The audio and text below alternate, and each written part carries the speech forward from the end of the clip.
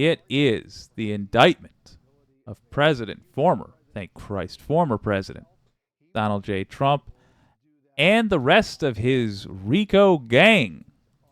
At least that's according to Fulton County DA Bonnie Willis. She's about to speak, and we are on watch for her to roll that out. Got a message from Foxy here. I'm going to read the Enterprise. Okay. Yep. Let me read the language she's drawn to my attention here. The Enterprise operated in Fulton County, Georgia, elsewhere in the state of Georgia, in other states, including, now hear me, y'all, but not limited to, can you name the names that we've been saying on the channel from the jump? Sing it if you know the chorus. Arizona, Michigan, Nevada, New Mexico, Pennsylvania, and Wisconsin. And then they threw in a hook for the remix and the District of Columbia. Folks, what Bonnie Willis is doing here is the work of a nation.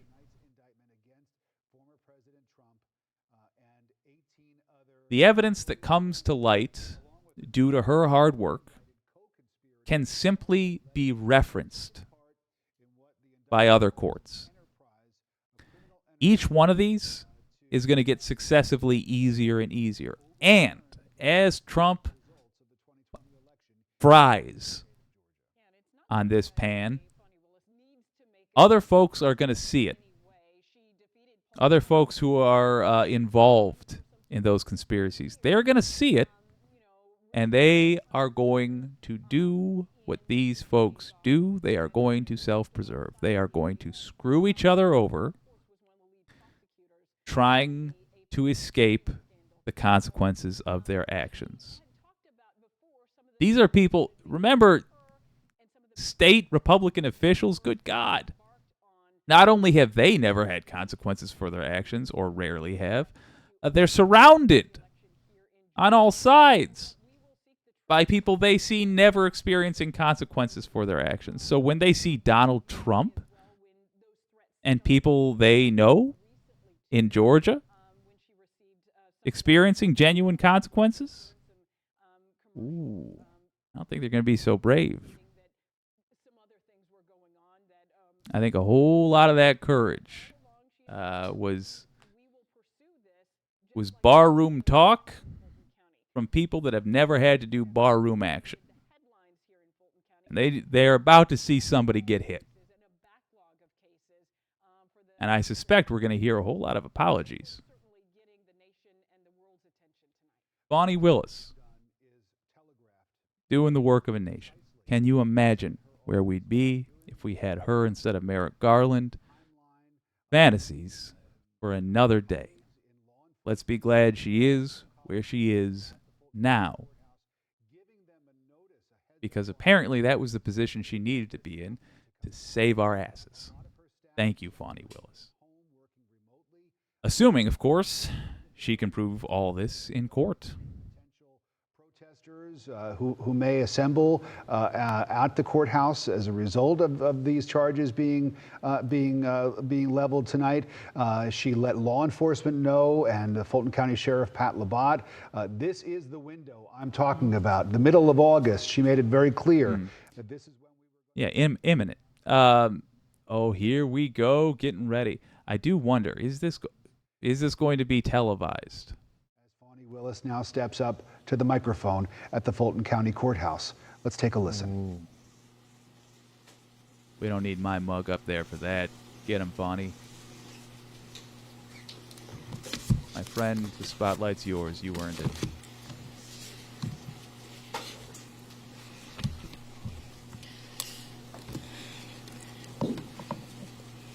Thank you for joining us. I'm here with the prosecutors and investigators who have worked diligently on the investigation of criminal attempts to interfere in the administration of Georgia's 2020 presidential election. Today, based on information developed by that investigation a Fulton County grand jury returned a true bill of indictment, charging 19 individuals with violations of Georgia law arising from a criminal conspiracy to overturn the results of the 2020 presidential election in this state. Bada boom. The indictment includes 41 felony counts and is 97 pages long. Please remember that everyone charged in this bill of indictment is presumed innocent. Good. Specifically, the indictment brings felony charges against Donald John Trump, Rudolph William Louis Giuliani, John Charles Eastman, Mark Randall Meadows, John Cheeseborough, Jeffrey Clark, Jenna Lynn Ellis, Ray Stallings Smith III, Now comes the new Robert names. David Cheeley, Michael A. Roman, David James Schaefer, Sean Micah Tresher Steele, Stephen Cliffgard Lee, Harrison William Prescott Floyd, Travion C. Cootie, Sydney Catherine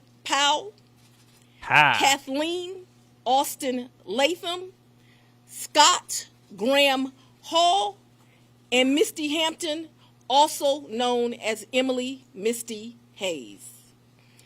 Every individual charged in the indictment is charged with one count of violating Georgia's Racketeer, Influenced, and Corrupt Organizations Act through participation in a criminal enterprise in Fulton County, Georgia, and elsewhere to accomplish the illegal goal of allowing Donald J. Trump to seize the presidential term of office beginning on January 20th, 21.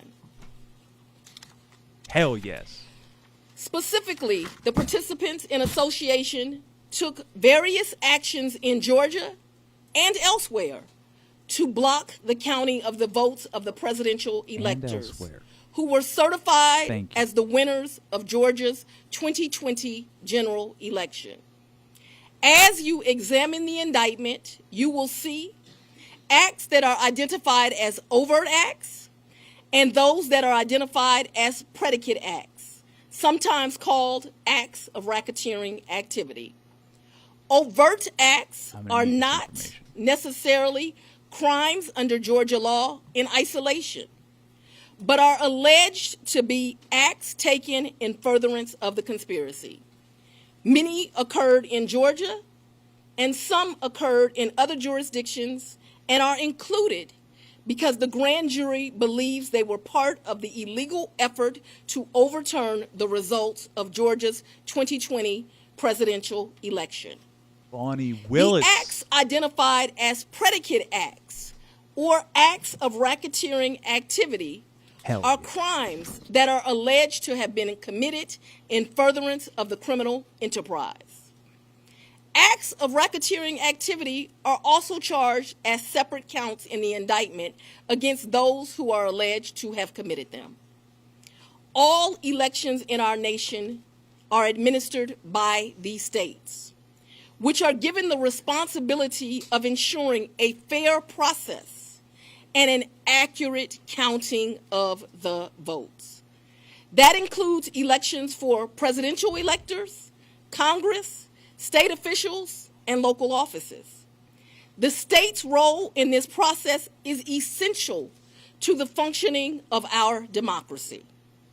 Georgia, like every state, has laws that allow those who believe that results of an election are wrong, whether because of intentional wrongdoing or unintentional error, to challenge those results in our state courts.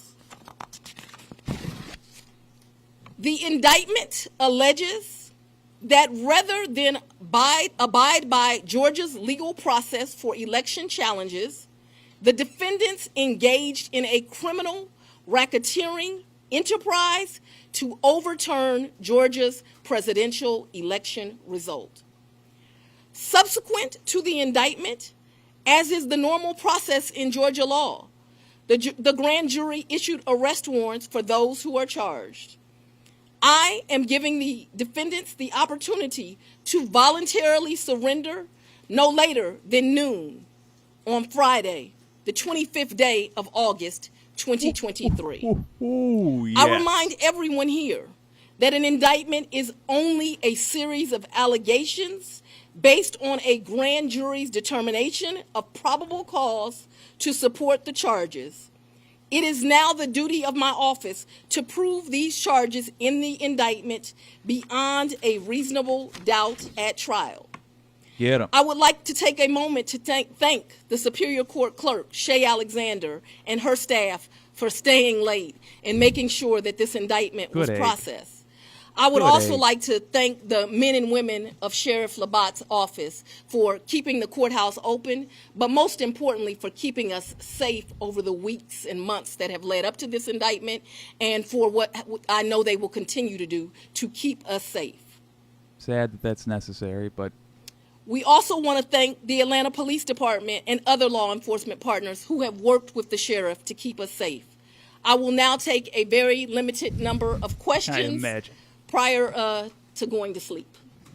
Ha! All right. Take a lap. If you don't mind, Surveil 11 to 11 alive. Quick question: can you clarify in Georgia the mandatory minimum when it comes to RICO charges, whether it's servable by probation or how that might play out? The RICO charges has time that you have to serve, so it is not a probated sentence. Madam District Attorney, what's the timetable for the trial? What is the timetable for the trial? Yes. As you know, in this That's gonna be jurisdiction, sensitive. trials are set by the judges. And so it will be the judge that sets the date of the trial. This office will be submitting a proposed scheduling order within this week. However, that will totally be at the discretion of the judge. And you're the fourth person, fourth jurisdiction now to indict on this. Could you be the fourth one to try him, or could you move it up? Would you want to be the first to try him?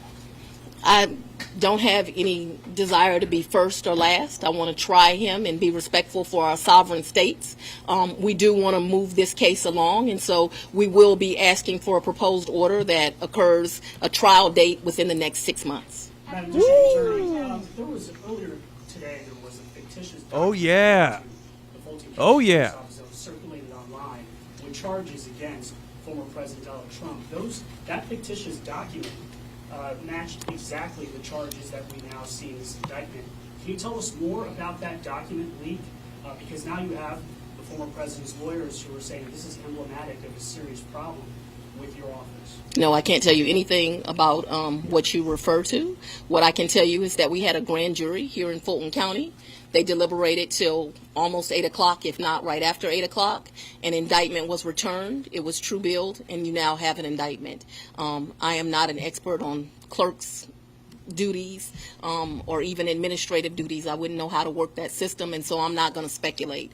Next question. Have you had any contact with the special counsel about overlap between these cases, and do you intend to try all of these defendants together? Do I intend to try the 19 defendants in this indictment together? Yes. And have you had any contact with the special counsel about the overlap between this indictment and the federal indictment? I'm not going to discuss our investigation at this time. Ma'am, we're I'm entering going in. to take. The arguments made by former President Trump that this is a politically motivated affair. I make decisions in this office based on the facts and the law. The law is completely nonpartisan. That's how decisions are made in every case. To date, this office has indicted, since I've been sitting as a district attorney, over 12,000 cases. This is the 11th RICO indictment. We followed the same process. We look at the facts, we look at the law, and we bring charges. Oh, beautiful. Beautifully handled. You've been listening live to Fulton County District Attorney Fani Willis really outlining outlining the indictments against former President Trump and 18 other defendants, 41 counts all totaled, 19 defendants, including former President Donald Trump, 13 of those charges against the former president. And the most glaring thing that stood out to me, I'm sure to you, Rick, as well, DA Willis said she gives the defendants an opportunity to surrender by noon Friday. That's how long you have. That, by the way, that is the first time in all of this that I have genuinely heard of Trump or any other Trump-related defendant genuinely receiving the same treatment other defendants would have. First time in all of this. First time there wasn't a special exception made or things were tweaked this way or that. That, before they rush in to swamp the media with how unfair that was, that she told them when they had to surrender by. I want to be perfectly clear. That badass line, noon Friday, is exactly what everybody else would have received. I mean, everybody else that was not already sitting in the jail cell, as almost everybody else would be. But still, really, I only have two questions remaining after all of this tonight. And I'll tell you right now, folks, I'm going to, because of technological limitations, as well as brain limitations, we're going to carry a lot of the content that was going to be tonight. We're going to do tomorrow. It's still interesting stuff. But I do just have really two questions that stick out about this. Is Fani Willis married, and is she taking proposals? She did one hell of a job. That's a lawman. Well done. I was delighted to share this moment with you. We're going to talk about it on the other side.